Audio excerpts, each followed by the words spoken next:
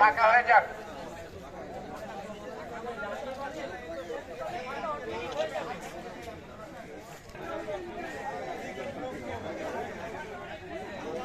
আমাদের কথা বলার সময় ব্যানারটা তো তুলতে হবে।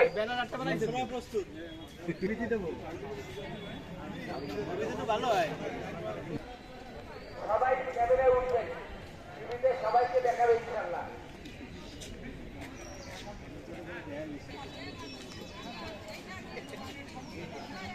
খবরে তিরিশজন শিক্ষক আসছে, আমরা এই জন্য আর 2-3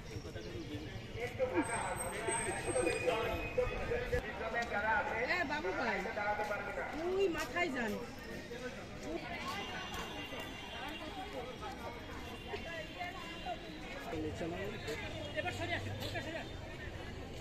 সরে যান, সরে যান, আরো সরে যান, আরো সরে যান, ফাঁকা অটোমেটিক্যালি হবে। সরি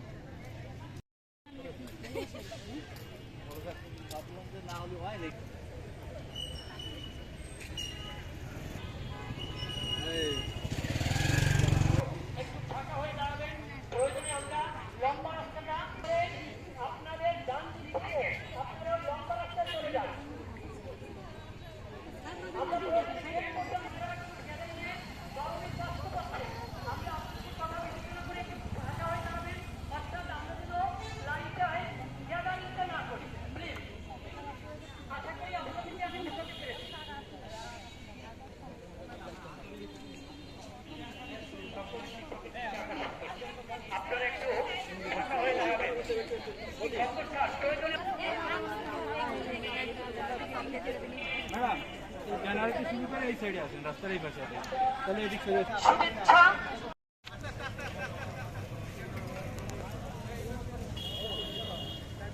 আসেন আসেন আসেন আসেন।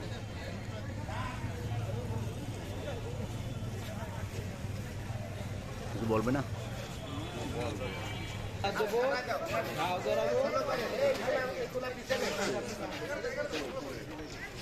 এই ভাইয়া আপনার রাতটা শেষ করে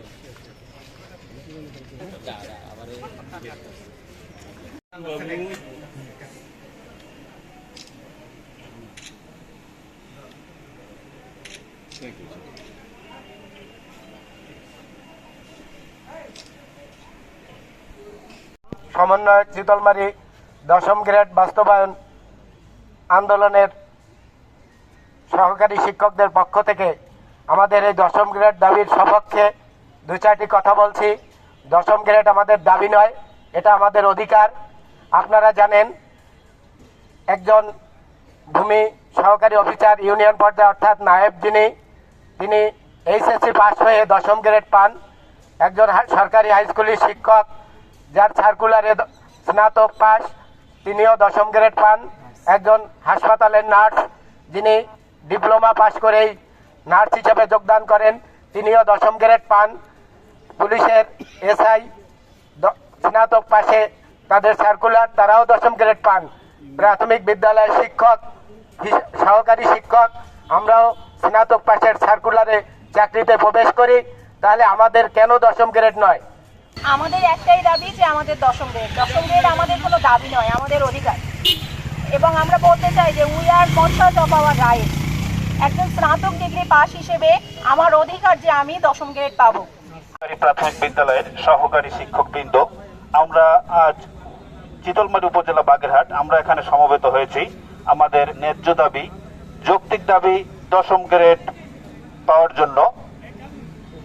আমরা চাকরিতে প্রবেশের ন্যূনতম শিক্ষাগত যোগ্যতা স্নাতক, কিন্তু আমাদের প্রাথমিক বিদ্যালয়ের অর্ধেকেরও বেশি শিক্ষক আছে দেশের সর্বোচ্চ শিক্ষাগত যোগ্যতা নিয়ে প্রবেশ করছে পক্ষান্তরে, এবং আমরা বেতন পাচ্ছি 13তম গ্রেড অর্থাৎ 11,000 টাকায়, সর্বসাকুল্যে 16,275 টাকা, যা দিয়ে বর্তমান দ্রব্যমূল্যে একজন শিক্ষক মানসম্মত জীবনযাপন করতে পারছে না।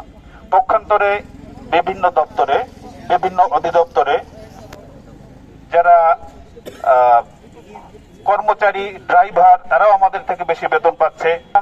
সকল বর্তমান বৈষম্য বিরোধী সরকার, ছাত্র আন্দোলনের সরকারের কাছে আমাদের দাবি, দ্রুত কোনো কালক্ষেপণ না করেই আমাদের সহকারী শিক্ষকদের 10ম গ্রেড বাস্তবায়ন করুন। আমরা সকলেই জানি একটা ভালো ভবন তৈরি করতে হলে তার ভিত খুব মজবুতভাবে তৈরি করতে হয়। তেমনি একটি সুশিক্ষিত জাতি গড়তে হলে সর্বপ্রথম আমাদেরকে প্রাথমিকের দিকে নজর দিতে হবে।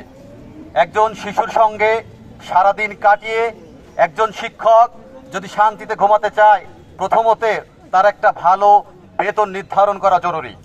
সেই লক্ষ্যেই আমাদের দাবি, আমরা যদি বাংলাদেশে খোঁজ নেওয়া হয়, প্রত্যেকটা শিক্ষক ঋণগ্রস্ত, প্রত্যেকটা শিক্ষক দায়গ্রস্ত। আমরা এই ঋণী থাকতে চাই না। আমরা বৈষম্য বিরোধী বাংলাদেশ, বৈষম্য মুক্ত বাংলাদেশে বসবাস করে আমরা বৈষম্য মুক্ত থাকতে চাই।